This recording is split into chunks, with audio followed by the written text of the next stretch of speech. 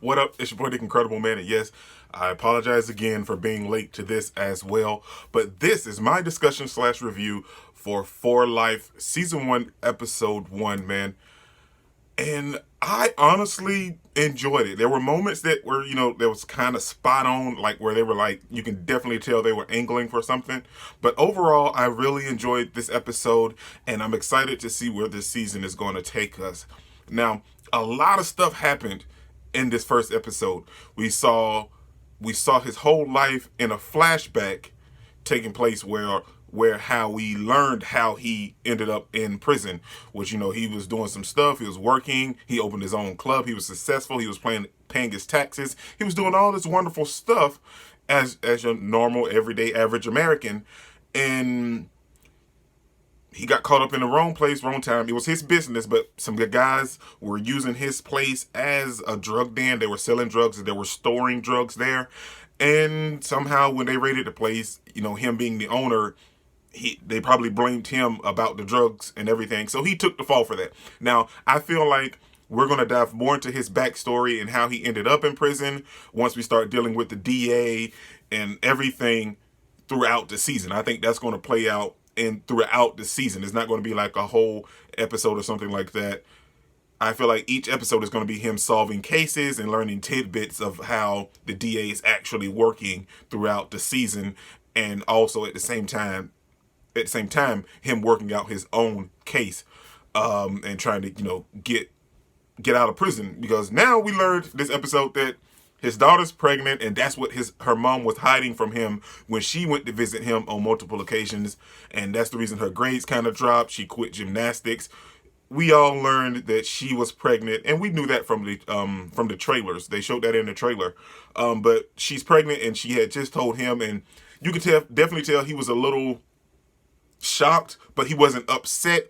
And now he has way more motivation to get out of prison now, so he could be there for his daughter and for his grandson. So that was nice. There was a nice little tidbit to show into the life of Aaron, I want to say his name is. Give me a moment. I'll learn the characters as we go along. So it was nice to see that happen. And we got to see like a different side of him as well, because throughout the whole episode, we saw him as the prisoner and as the lawyer and the guy that was wronged by the system, and he's wanting to avenge himself and the system itself. So that's the roles we saw him in. But like towards the end, we found out when his daughter was pregnant, we saw him in a different role. He even talked to the warden, and him and the warden have like a working relationship, and we see and understand why she's backing him. Is because she has all these different things she wants to implement within the prison to be better for the prisoners and the guards, because we know guards are crickets sometimes, and you can definitely tell that watching this show. So she wants to implement all of this stuff so the prison can be a better system and actually rehabilitate the prisoners that's in there, and kind of weed out the bad guards as well. So they kind of have like a working thing going together. He informs her on the guards, and she allows him to work cases at the prison. So it's a nice working together program for both of them, because they both benefit. Him showing that he's been rehabilitated from what she's implementing, and him working and working cases kind of coincides with what they both kind of have in their mission. And we also learned that her wife is running for attorney general against the crooked DA. Now, that is where the whole thing kind of gets weird, is because he said some stuff in the news that he shouldn't have said about the district attorney, because he felt some way, because he felt like his whole case and trial was bamboozled and they just didn't care. Because like he said, the system is messed up and these people are taking advantage of the system. And I can get behind that, totally wholeheartedly agree. And yeah, and and we see that her wife, the warden's wife, is the other candidate for attorney general. And now the only thing is, with him making all this leeway and headway about getting these guys out of prison that the district attorney office prosecuted, is that it's going to make this guy look bad in the public's opinion and really not give him the attorney general job, but also maybe kind of shine the light on his case as well. So that's why he's really doing it, along with the process of actually helping these people that are actually innocent. So it's like a double-edged sword. Like, he can help these people at the same time and also shun down the district attorney while working on his own case. So there's a lot going into it, and it's a lot at the same time, but we also have that, like, it could be misconstrued as a conflict of interest if the district attorney tries to shine that light, because we know that the district attorney is crooked. They've sold that from the moment already. So we're already sold that the district attorney office and himself is crooked. Not all of them, but just the couple people that we've seen so far. And the funny thing is because now we know that they really don't care about the law, because we saw this episode when he was trying to free this kid that was falsely imprisoned yet again by this chick lying because she was afraid of her parents and everything when she OD'd herself, bought the drugs herself and everything. We see that the district attorney's office put him on the wrong bus, lied to the judge and said that, he was causing a bunch of ruckus, so we had to pull over the bus, and they bought like the other witness testimony. So they've done a lot of underhanded stuff, and they show all of this in the very first episode and everything. So now we're pretty much set in stone as to, well, we're rooting for Aaron, and the district and the DA and the district attorney's office are the bad guys, and they're completely crooked.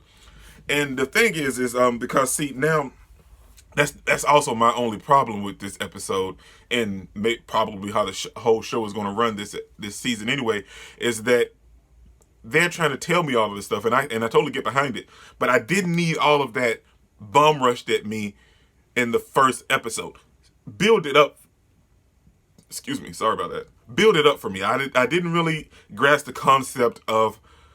I grasped the concept, but I didn't really like the way that it was handled, where all of this stuff, the underhanded stuff that the district attorney's office was trying to do, they just threw it all out with their hands wide open. It just showed their hand right from jump, and I didn't like that.